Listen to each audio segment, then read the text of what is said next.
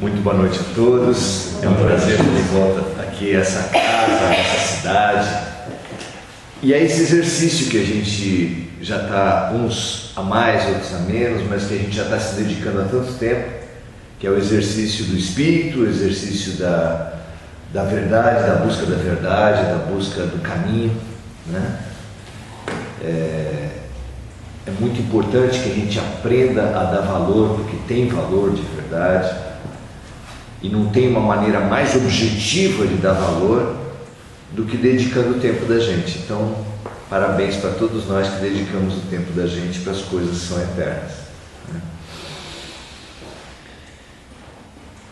Há 5.000 anos antes de Cristo, elas começaram a ser construídas, e ainda hoje o viajante que vai pelo mar de areia no norte da África, em determinado momento ele encontra e vê primeiro o topo, como é o natural de todo viajante, depois ele vai vendo gradativamente as outras partes, e aquela imensidão de pedra vai se mostrando aos seus olhos. Até 1940 era o prédio mais alto erguido pelo homem, e lá estavam as pirâmides, como um desafio ainda hoje para o ser humano. Se você desse para um engenheiro, detentor de toda a tecnologia dos nossos tempos, a possibilidade de fazer uma mesma obra sem uma estrada que conduzisse os caminhões, sem os caminhões, sem helicópteros, ele simplesmente não conseguiria fazer. E até hoje está lá. Há 5.000 anos antes de Cristo, há 7.000 anos atrás, o homem foi capaz de transportar blocos de 20 toneladas, repito, sem caminhão, sem helicóptero, sem tecnologia, pelo menos essa tecnologia que nós temos hoje, e ela está lá ainda para ser decifrada. Recentemente, as tecnologias mais modernas estão varrendo o corpo das pirâmides, encontrando câmaras que não se encontravam há muito tempo e que não se sabe ainda hoje para que servem. Pois ali do lado das pirâmides tem uma figura que povoou muitos povos da antiguidade, a Esfinge. A Esfinge que lançou ao universo um desafio que nos cabe até hoje. O que era a Esfinge, afinal de contas? Quem era a Esfinge, afinal de contas? Como entender o enigma da Esfinge? Ora, Esfinge é um ser meio animal, meio humano. Quem será essa Esfinge? O que ela representará? Não é verdade? Assim como é difícil para a gente conseguir imaginar a construção de uma pirâmide ainda hoje, também é difícil da gente entender a sabedoria que está por trás de um símbolo como esse. Para facilitar o entendimento da gente, foi lançado um repto, um desafio para a humanidade, junto com as esfinges: decifra-me ou te devoro. Mesmo assim, não é uma coisa A mais B que a gente consiga ouvir e fala, já entendi o que está por trás. A gente vai hoje oferecer uma linha de raciocínio para pensar a respeito disso, para pensar a respeito da consciência, que é o tema da nossa conversa de hoje. Essa metade humana, esse ser metade humano, metade animal, pode muito bem representar nós seres humanos. Ou você nunca se pegou em alguma situação onde você tem uma reação quase animal? Ou você nunca percebeu no trânsito, no jogo de futebol, a reação quase animal que as pessoas têm? Quando mexe com o filho da gente, a gente não está pronto para fazer qualquer coisa? Para reagir feito um cachorro que foi pisado no rabo? A gente não formula o tempo todo na nossa cabeça: se mexer com o meu filho eu sou capaz de tudo? Isso não é uma reação animal? Essa é a melhor das reações animais. Tem outras bem piores que nós somos capazes. Então a gente pode sim se comparar com um ser meio animal e meio humano. E decifra-me, eu te devoro, nós precisaríamos decifrar a nós mesmos, decifrar esse ser meio humano, meio animal, esse ser intermediário que nós somos, ou então seremos devorados. Nós corremos o risco o tempo todo de sermos devorados pela nossa metade animal. Nós estamos com os nossos presídios cheios de pessoas que foram passíveis do crime passional, que foram, diante de uma situação de traição ou de ameaça, elas, sem se perceberem, se desconhecendo, e essa expressão é fantástica, a pessoa fala assim: rapaz, eu me desconheci. E é isso mesmo.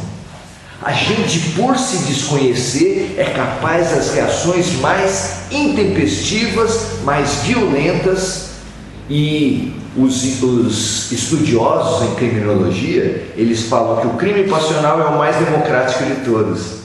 Pessoas com alta escolaridade, com alta renda, pessoas de todas as raças, de todos os tipos, são passíveis de, quando se dão conta, estão matando um pedaço de pau, com pedra, com soco, porque é uma reação animal.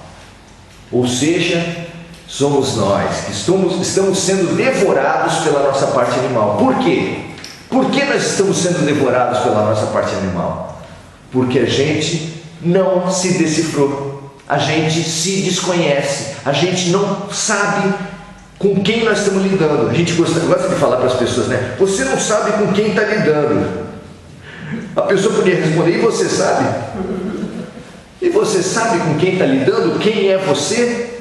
Se 500 anos antes de Cristo, no oráculo de Delfos, estava lá lançado outro desafio, que os sábios conseguiram sempre grafar na pedra esse desafio, e lá no oráculo de Delfos estava escrito: conhece-te a ti mesmo. Ah, mas não foi Jesus que disse isso? Foi Jesus pessoalmente aqui na terra. 500 anos depois ele ratificou o desafio de Delfos. Mas também, como nós sabemos que Jesus é o orientador, é o guia, é o governador espiritual da terra, que já estava, segundo o livro A Caminho da Luz, na formação do globo terrestre há 7 trilhões de anos atrás. Isso quer dizer o quê? Que ele dirigiu Sócrates, Buda, ele dirigiu a chegada dos capelinos, inclusive para formar os egípcios que construíram as pirâmides. E esses desafios todos, decifra-me, eu te devoro, conhece a ti mesmo, as pessoas falam assim: ah, isso não foi Cristo que falou. Não foi o Cristo encarnado, mas foi o Cristo, governador espiritual, que mandou seus representantes aqui, que inspirava os seus representantes a estabelecerem o reinado, a buscarem pedra sobre pedra o reinado do Espírito, que até hoje não foi construído. E que, quem sabe, pelo que os Espíritos anunciam, a Terra é um mundo de regeneração, vai ser sim esse mundo do primado do Espírito, onde vão prevalecer os valores mais importantes. Por enquanto ainda não, né? Por enquanto é só você ligar a televisão e você sabe que ainda não temos isso. Na verdade, desde que o homem foi criado, ele traz dentro de si uma bússola para a sua evolução, porque todos nós sabemos, no fundo de nós, pressupomos a existência de um mundo espiritual superior que dirige tudo. O índio sabe disso, o primitivo, todas as comunidades humanas tinham esse sentimento, guardam dentro de si esse sentimento. Mas como se relacionar com Deus, a gente não sabe. A gente vem buscando formas, e as formas mais absurdas, mais toscas, mais estranhas foram formuladas pelo ser humano. A primeira delas, baseada no medo, fazia com que a gente tentasse comercializar com o alto as situações. O ser dependia das lavouras, e para ter uma lavoura boa, ele fazia oferendas aos deuses, e aí ele negociava. Quando tinha uma desgraça é estar ao largo da graça divina, e estar sob a graça divina. Eu recebi uma graça, é estar recebendo o bem-estar proveniente dos céus. Então fazia-se oferendas, e como o mundo desde aquela época era governado pelos homens, né? Por coincidência ou não, as oferendas de seres humanos eram feitas com quem? Crianças e mulheres, é lógico, né? É uma moral de conveniência que prevalece em todos os momentos da humanidade. Mas houve um tempo, sim, em que nós aprendemos que era o comportamento nosso. Não era mais uma questão de toma lá da cá, de mercantilismo, de troca com os céus. Eu ofereço isso e o céu me dá aquilo. Como vocês já devem estar percebendo, como vocês já devem estar pensando, certo, Maurício, mas isso não é uma coisa de 5.000 anos atrás. Isso ainda é feito hoje. Ainda tem gente comercializando com o alto, ainda tem gente trocando com o alto, não só nas oferendas de animais e de comida na esquina, bebida alcoólica que a gente vê, mas também nas promessas, nas trocas, no intercâmbio que se faz. Muita gente ainda acredita num toma lá da cá, que essa é a relação com Deus. Muita gente ainda acredita que através do dízimo que a gente vai ficar de bem com Deus. Isso é ou não é tomar lá da cá? É claro que é. A promessa para Santo Antônio é. A promessa para São Expedito é. E assim nós vamos, com a nossa cultura velha de 5.000 anos atrás, ainda carregando até hoje. Nós somos uma mescla.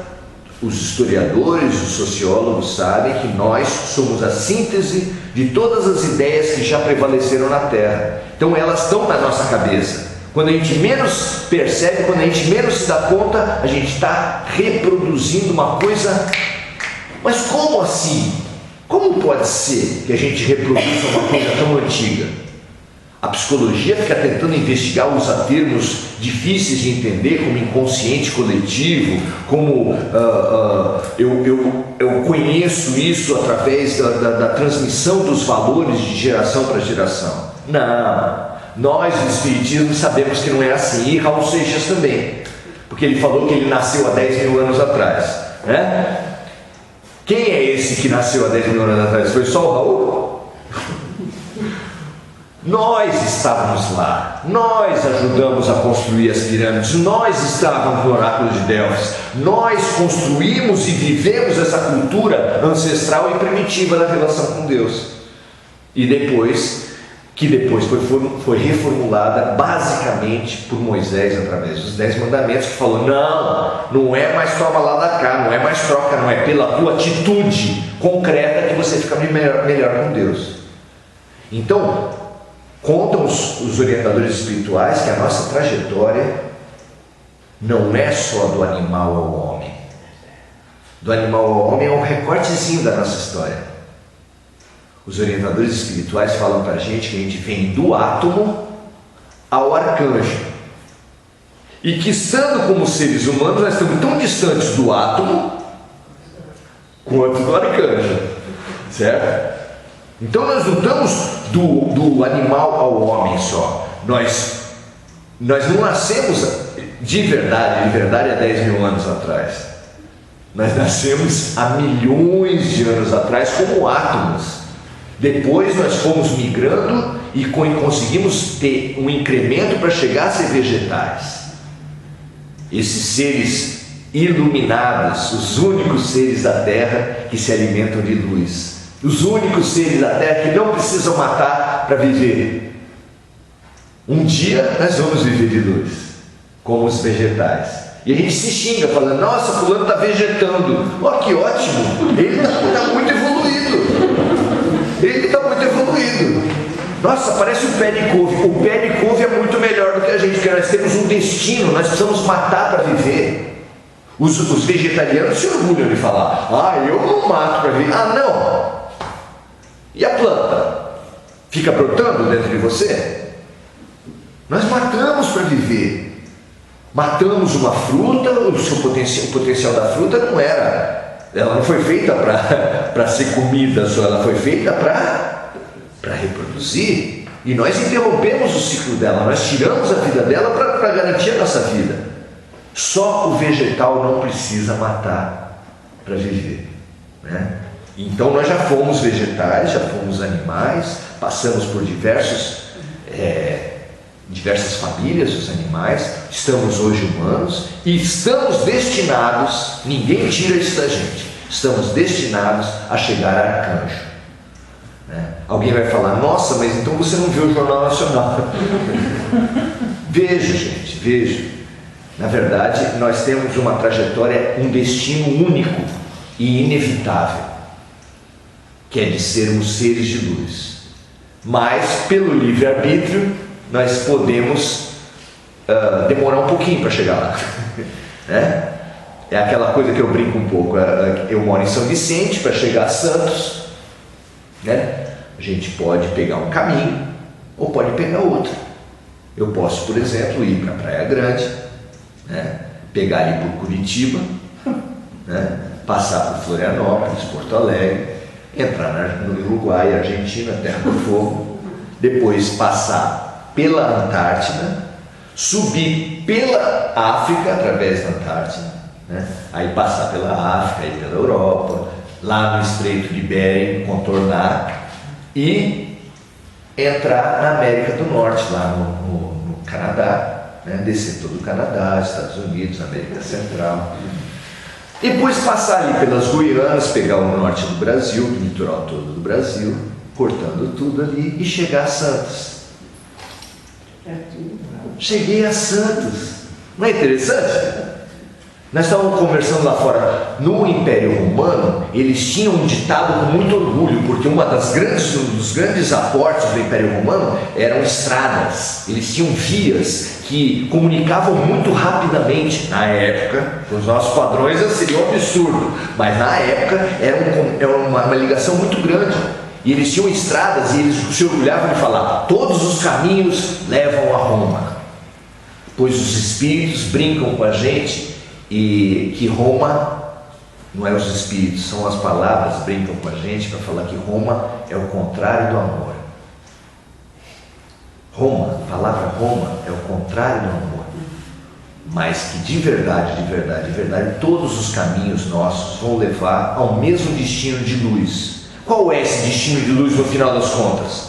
Qual é o destino máximo de luz? Deus.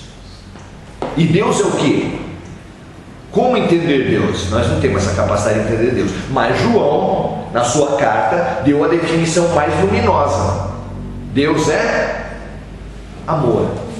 Deus é amor, então todos os caminhos levam à luz, todos os caminhos levam a Deus, todos os caminhos levam ao amor. É para lá que nós estamos destinados. Mas nós começamos a relação com toma lá da cá. Eu estou falando da relação com Deus. Eu sei que a gente começa várias relações com toma lá da cá, né? Não é à toa que matrimônio tem tanto a ver com patrimônio. As palavras são parecidas, né? Às vezes você começa um casamento com toma lá da cá. Às vezes você começa uma amizade com toma lá da cá. Quem tem muita amizade em bar acha que tem muito amigo. No momento que você precisa de verdade, muitos desses amigos vão embora. Então, o interesse é o primeiro momento. O interesse, às vezes sexual, o interesse aparente, o interesse superficial é o primeiro passo de qualquer relação humana e qualquer relação com Deus também. Então, nós começamos a nossa relação com Deus pelo interesse, inclusive no Espiritismo. Expressiva maioria das pessoas que busca Deus em todas as religiões busca Deus por quê? Por que a gente veio buscar Deus? Ser feliz. A gente busca porque tem alguma coisa incomodando, tem uma dorzinha, Dificilmente alguém vem até aqui por causa de uma sede existencial inexplicável que o impulsiona a Deus. A gente vem porque, deu uma cutucada, uma doença, uma traição, uma dependência, um parente, situação muito difícil. Alguns de nós não conseguem vir por uma vontade mais profunda. Mas esse interesse que se reproduz hoje na nossa vida, que se reproduz na trajetória do espírito humano, do átomo ao arcanjo, se reproduziu também na nossa história humana mesmo, que foi da história das religiões, que fez a gente primeiro fazer um toma lá da cá com Deus, depois com Moisés a gente aprender, não é toma lá da cá, é através das nossas atitudes, e com Jesus a gente saiu da virtude negativa de Moisés. Por que virtude negativa em Moisés? Porque a palavra que mais se repete nos 10 mandamentos é não. Não matarás, não cobiçarás a mulher do próximo, não prestarás falso testemunho, e assim vai. E Jesus, quando deu o grande mandamento, quantos não tinha? Amarás o Senhor teu Deus de todo o teu coração, de todo o teu entendimento, com toda a tua alma. Mas há um segundo mandamento parecido com esse: amarás o teu próximo como a ti mesmo. Quantos não tem? Nenhum. Então é a virtude positiva, porque como uma criança, você tem uma criança, ela começa a andar, ela começa a querer mexer nas coisas, você fala não. Depois que ela cresce um pouco, ela precisa entender um pouco mais disso, ela precisa de afeto. O afeto passa a ser a necessidade básica dela. E depois, já com 4, 5, 6 anos, ele começa a idade dos porquês e já é não porquê. Já não aceita mais nenhuma orientação se você não der uma base. E esse não porquê é a idade que nós chegamos até a casa espírita. Não é à toa que o Espiritismo foi fundado por um livro com 1019 perguntas, as melhores e mais importantes perguntas do mundo, apesar de que a pergunta é uma coisa que nunca acaba, Você faz 1000, surgem 2000. Tudo bem, mas fundou-se o Espiritismo a partir disso, e isso revelou o nosso grau de maturidade. Isso é uma trajetória também. Isso tudo que a gente está falando é uma trajetória, porque o átomo tem consciência do quê? O átomo não tem consciência. Ele sai a nossa trajetória é da inconsciência total, rumando para cada vez graus mais lúcidos, possibilidades mais claras de consciência. É essa a trajetória humana. A gente vive o externo. Um animal, você imagina um animal na praia, um cachorro com a patinha no queixo assim, meditando sobre os problemas transcendentais da vida? Não tem condição. A gente gosta de falar que eles são quase humanos. Eles são quase humanos em termos de sentimentos. Em termos de sentidos espirituais, às vezes eles são mais avançados do que a gente. Os gatos, os cachorros, às vezes, de vez em quando você percebe que ele está olhando e está vendo alguma coisa que você não vê. Mas em termos de consciência, você não pode falar que um cachorro vai ter consciência dos seus atos. Ele vive o toma lá da cá, ele vive o estímulo-resposta. Dá um estímulo, ele vai dar resposta. Foi a partir disso que foi criada a teoria psicológica do comportamentalismo, que é isso: estímulos e respostas. No animal é perfeito, no ser humano não. No ser humano você dá o mesmo estímulo para 10 pessoas, cada um vai dar uma resposta diferente, porque a gente pensa, ou pelo menos pensa que pensa. Aí isso possibilita a gente ir crescendo em termos de consciência. E o que será crescer em termos de consciência? Como é que é essa trajetória? O que é, afinal de contas, a gente se conscientizar? Paulo Freire criou essa palavra. Hoje caiu no senso comum e ninguém mais sabe o que quer dizer, etc. Mas trazer para a consciência as nossas razões, as nossas motivações. É muito importante isso. A gente às vezes age, como a gente estava falando, age violentamente, age instintivamente, porque você não tem consciência do que lhe mexe, do que mexe com você, do que move você. E a gente vai reagindo feito uma cobra ou um cachorro que é pisado. Mas Nós podemos e devemos crescer. Essa é a nossa trajetória, cada vez ter mais consciência: quem sou eu? Para onde eu vou? Essas perguntas da filosofia já não são mais coisa de livro, coisa de um velho barbudo de cabelo branco andando na beira de um rio cheio de jovens, como era Sócrates e seus discípulos. Nós precisamos disso. A última vez que a gente veio aqui, a gente falou do sentido da vida. Sentido da vida parece uma bobagem, mas se você não pensa e não tem claro para você qual é o sentido da vida, quem não sabe, quem não sente, não percebe sentido nessa vida, acaba acelerando o processo de suicídio, direto ou indireto. Que isso no Espiritismo explica bem. Nós podemos também avançar no quem sou eu. Quem sou eu é outra pergunta fundamental, e que é fundamental para a gente fazer essa trajetória da inconsciência até a consciência, porque nós já fomos absolutamente inconscientes e estamos destinados a ter uma consciência muito grande, muito profunda, muito ampla da vida. E estudar hoje como é que está a nossa consciência é fundamental. O que te move? Quem é a tua área de interesse? Pelo que você se mexe? Né? Nós precisamos saber.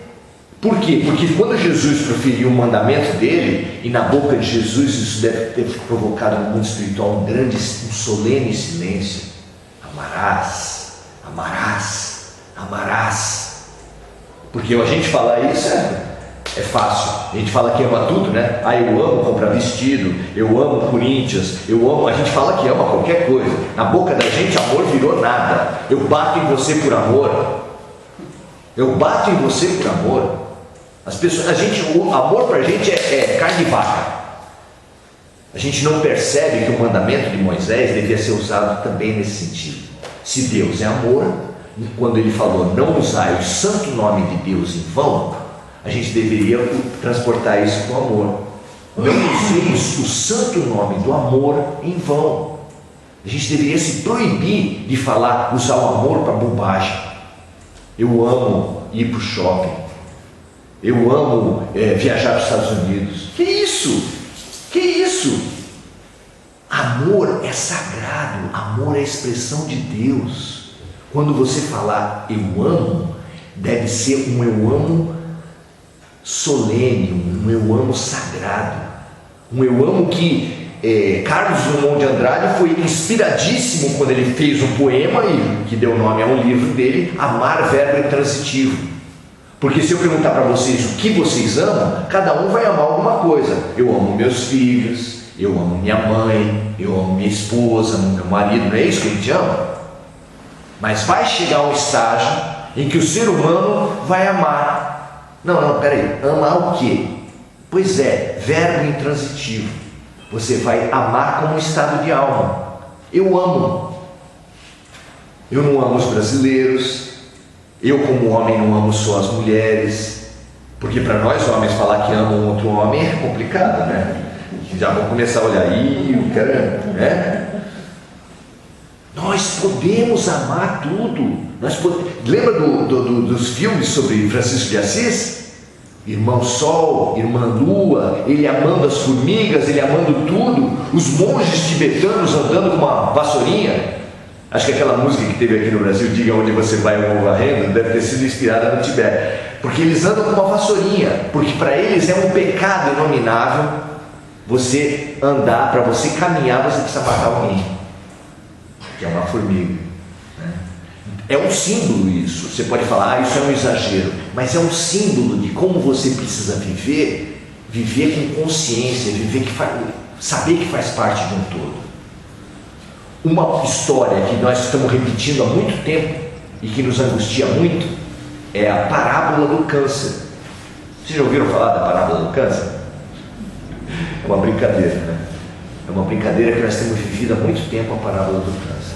Essa história conta assim: existia uma partezinha de um todo que se ignorava, que não tinha consciência que ela era uma partezinha do todo.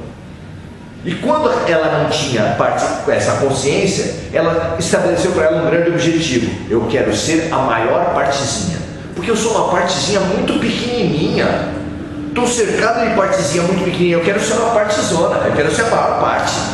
E ela percebeu que se ela começasse a comer as outras partezinhas perto dela, ela começava a crescer. E ela falou, isso! Bacana! E ela começou. Comeu uma, comeu duas, comeu três. Foi comendo desesperadamente. E ela foi crescendo. E ela cresceu tanto que ela ficou uma parte enorme. E quando ela ficou uma parte bem grande, ela morreu. Ela morreu porque ela fazia parte de um todo e ela se inchando demais, ela acabou matando esse todo. E matando esse todo, o que é a morte do todo? É quando você vai virando partezinha de novo. E quando morre o corpo humano, né? O que acontece? Ele se desintegra, ele deixa de compor um todo e ele vai formando, vai voltando a ser do pó vieste, ao pó voltarás. Naquele tempo era pó, porque se falasse de célula naquele tempo não ia dar certo? Então nós viemos desse processo, nós corremos o risco o tempo todo ao viver na inconsciência e voltar para essa trajetória animal, para esse estágio animal. Como fazer? Como fazer para alterar isso? Como fazer para a gente se religar ao Criador? Né? Jesus deixou bem claro que a nossa religação é pelo amor. Muito bem. Mas o que vem a ser o amor? Senão fica sendo uma caixinha preta. O amor é um símbolozinho que você faz depois que faz um gol. Não é? Você vai para a torcida, faz um coraçãozinho e pronto. Isso é o amor. O que é amor? Se a gente a gente pode só substituir uma palavra por outra, vocês entendem? A gente não avança se você fala assim, o meu objetivo é amor, meu objetivo é ser feliz. Tá bom, ótimo ser feliz, ótimo amar, mas eu preciso entender o que é essa proximidade, avançar em consciência. Quem sou eu, afinal de contas? Quem sou eu? Há muito tempo no Oriente, e a psicologia avançou nesse mesmo sentido, de perceber que nós somos dois. Nós temos dois eus dentro de nós. O primeiro eu é esse eu que a gente vem construindo a vidas sucessivas, que é formado com uma máscara de papel machê, certo? Aquela máscara de papelzinho, você pica o papelzinho, depois coloca na água, coloca uma cola, e depois, se você colocar no rosto, ele vai virar uma máscara. Essa máscara é uma das aparências nossas. Se eu pedisse para você, para falar quem é você, o que te dá consciência de si, o que dá consciência de si, se a gente tivesse uma dinâmica de grupo que permitisse isso, a gente ia perceber que o que nos dá identidade é a nacionalidade, eu sou brasileiro, é o sexo, a gente gosta de falar que é homem, que é mulher, que é homossexual, que é transexual. Aí tem uma lista enorme que eu não sei mais aquelas letrinhas todas, LGBTS, tem um monte de identidades. Mas isso também, as pessoas se identificam com isso, com raça, com religião. Quem é você? Eu sou espírita. No meu caso, eu sou assistente social. E aí a gente vai se identificando com tudo isso. Só que será que a gente é isso? Quem sou eu? Será que a gente é isso? No Espiritismo, a gente aprende que já teve pelo menos umas 300, 500 vidas. Será que a gente é assistente social? É mulher? É pobre? É rico? É branco? Será que a gente é isso? Ou isso é apenas uma vestimenta de momento? É uma vestimenta que nós estamos usando como a gente precisa usar mesmo. Se você vai mergulhar em alta profundidade, você precisa de uma roupagem especial. Se você sair dali e for para a estratosfera, você precisa de outra roupa. Então nós estamos com isso aqui, com essa roupa nossa, porque para viver aqui nós precisamos ter essa roupa. Mas nós não somos isso. Nós não somos mulher, nós não somos homem. É muito interessante, a partir do ponto de vista da eternidade que o Espiritismo traz para a gente, você perceber, eu não sou nada disso que me dá identidade. Tudo isso que me diz ser eu, não sou eu. E aí você vai crescendo, você vai aprendendo que a gente vai criando essa identidade e a vida precisa descriar depois, precisa quebrar essas nossas identidades, que é a partir delas que a gente se torna violento.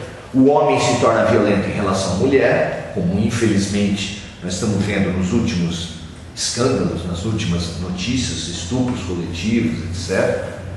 Por que essa superioridade? Por que eu posso dominar a mulher? Porque a mulher é um ser inferior e eu, como homem, sou um ser superior. Por que eu penso isso? Porque eu acho que há uma separação, seres masculinos e seres femininos e uma hierarquia. Isso é o que? Ilusão. Porque se você repete essa vida, esse padrão de pensamento durante várias vidas, a vida vai te fazer nascer mulher. E você nascendo mulher, você vai ser o quê? Ser inferior. Olha que quebrada, olha que quebra para um machão nascer mulher. Já imaginou isso? Para um judeu nascer palestino? Já imaginou o que é para um judeu que viveu várias encarnações odiando os palestinos, ele de repente nasce palestino? Um branco racista nasce negro. E é assim que Deus vai moldando, vai aparando as nossas arestas através da reencarnação. A gente traz o padrão do catolicismo, do ancestralismo, da nossa história religiosa, e a gente, ao saber das reencarnações, a gente acha que é Deus punindo. Olha lá, Deus saiu do riscado, Deus dá uma chicotada, fica que nem um condutor de cavalo, o cavalo volta para o meio e a gente se pensa cavalo. Não é assim. Deus vai aparando e vai trazendo para nós outros pontos de vista.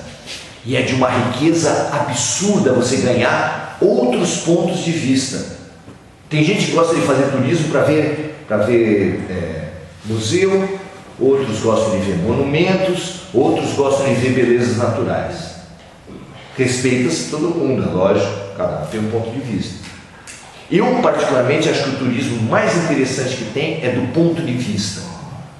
Então teve aquela Copa do Mundo, né? E foi notícia que um bando de japoneses foi assistir o jogo, fez sujeira como todo torcedor, come coisa, joga no chão, etc. Só que ao sair, puxa do bolso um saco de lixo, cata tudo e vai saindo com o saco de lixo do estádio. Aí o repórter viu aquilo, fez uma notícia, fez uma balbúrdia, mostrou para todo mundo. E o japonês falando assim: notícia por quê? Por que está mostrando isso? Nós temos alguma coisa para aprender com o japonês? Nós temos alguma coisa a aprender com o alemão e o seu planejamento e o seu senso de coletividade, com os americanos, a matriz anglo-saxã? Eles têm alguma coisa a aprender com os negros? Uma matriz mais relaxada, mais emocional, como o brasileiro? Porque aqui você não vai ver um adolescente se matando porque não passou de ano, você não vai ter as pessoas com aquele senso de honra que tem no Japão, que faz muitas pessoas se matarem. Então nós temos muito para ensinar para eles. Nós precisamos ganhar em pontos de vista. Isso é evolução. Um juiz acha que a gente se aproxima da verdade. Por que um juiz pede testemunhas para poder saber a verdade do fato e poder julgar? Por quê?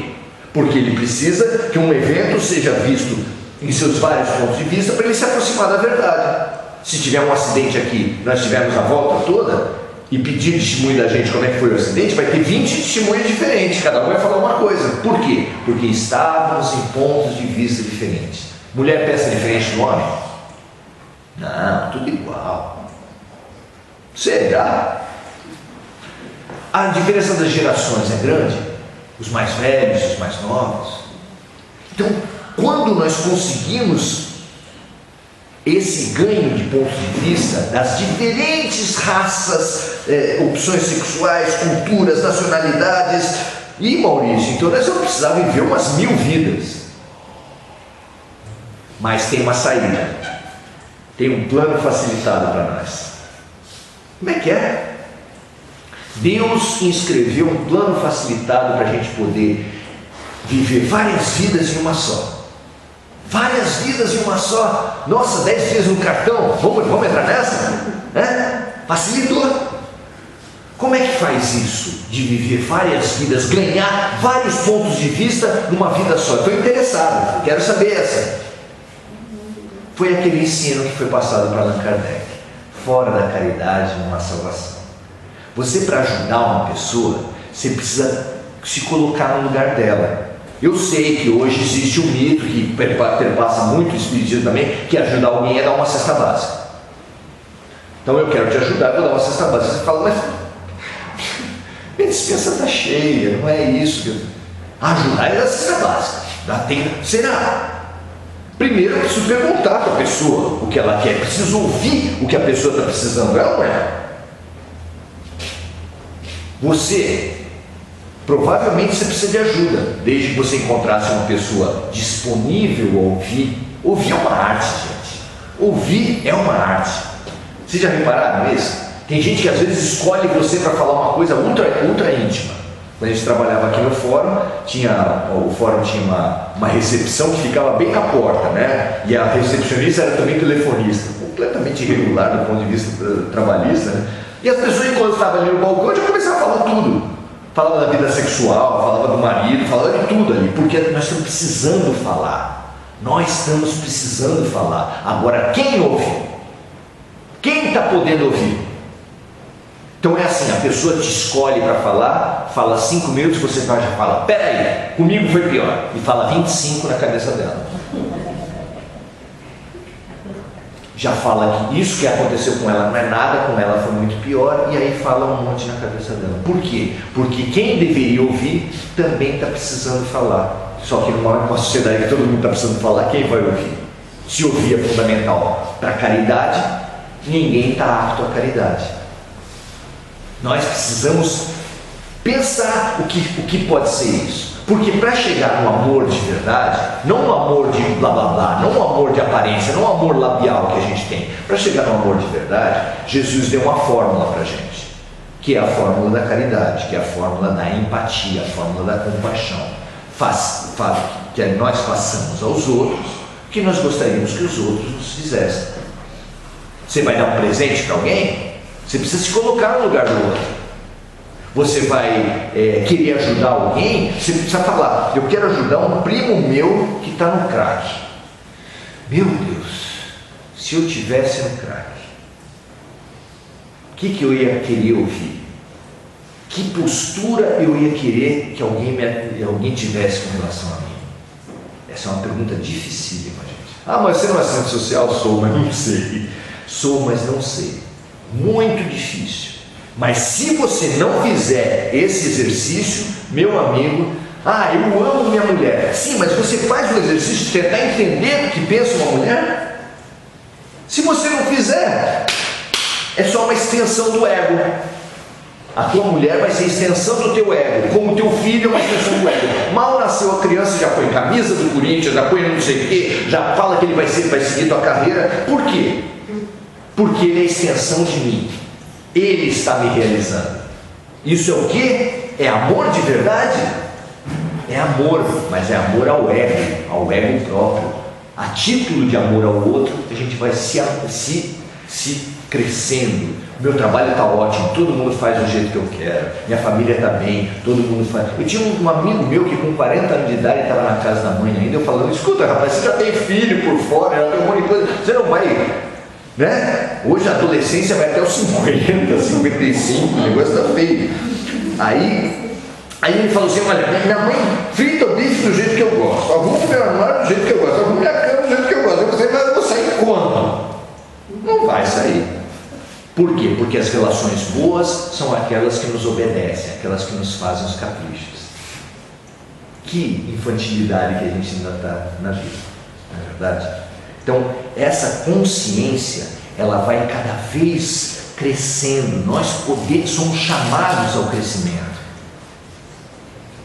Então, esse objetivo que a gente tem de ser maior que os outros, como aquela partezinha, aquela célula cancerígena, é um objetivo de vida primitivo? É uma consciência tacanha, animal, que vai nos devorar? Claro que sim, porque todas as outras células são cancerígenas também, e uma fica comendo a outra, como é que vai dar certo isso? Todo mundo quer crescer economicamente. Precisa ser economista para saber que não dá para todo mundo crescer economicamente? Como todo mundo vai ser rico?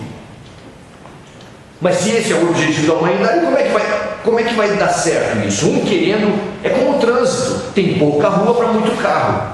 Se todo mundo quiser ser o primeiro, o que vai acontecer? Vai bater o carro. É claro que vai bater o carro. É claro que nós vamos ter conflito por causa do dinheiro, por causa das pessoas, porque se tiver só um padrão de beleza para as pessoas, todo mundo vai querer o quê? Vocês lembram da adolescência?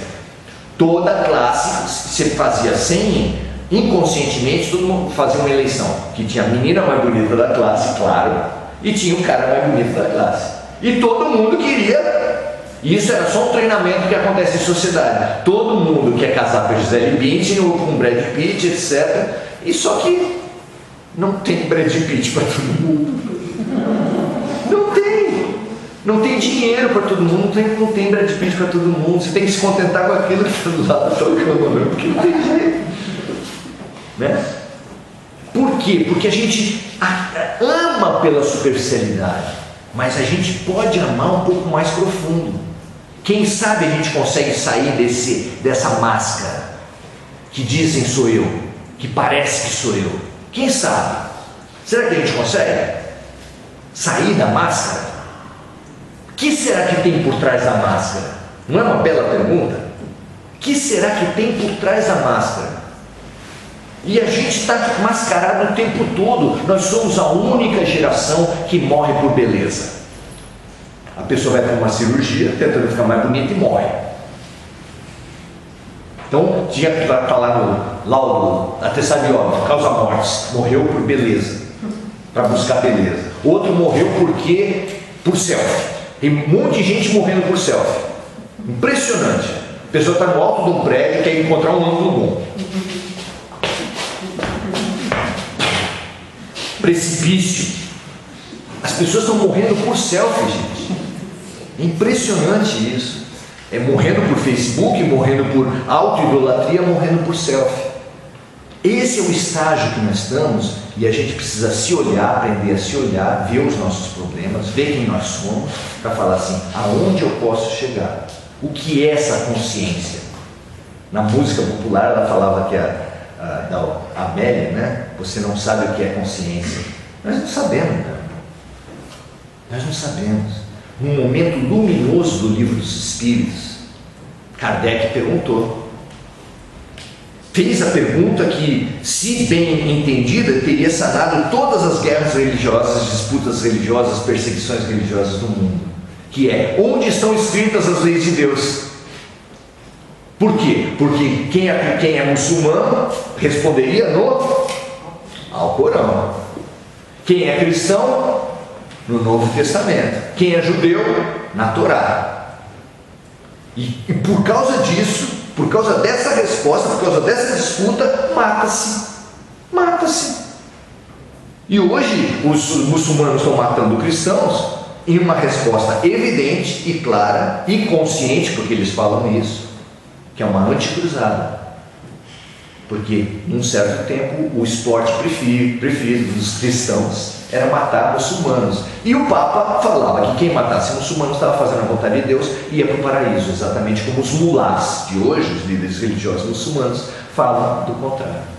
Nós podemos e devemos crescer no sentido do eu verdadeiro. Então, por trás desse eu aparente, por trás dessa máscara, tem um eu verdadeiro. E a gente pode acabar descobrindo isso. Antigamente se pensava no eu só dois, o eu corpo e alma, era a dualidade do ser. Com o espiritismo virou uma tríade: corpo, espírito e o perispírito, que ligaria o corpo à matéria. No orientalismo eles falam de 7 corpos, 7 ligações entre o espírito e o perispírito. Quem somos nós? Aonde eu vou encontrar essa verdadeira consciência?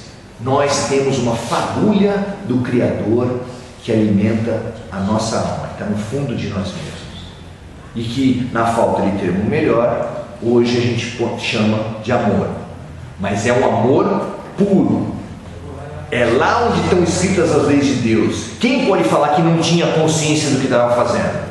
A rigor, ninguém. Porque todo mundo, todo ser humano tem dentro de si as leis de Deus. Por quê? Porque a resposta dos Espíritos a Kardec, onde estão escritas as leis de Deus, foi na consciência.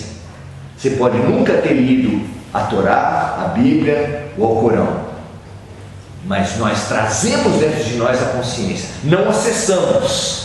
E aí está o nosso problema. A gente traz, mas não consegue acessar a consciência.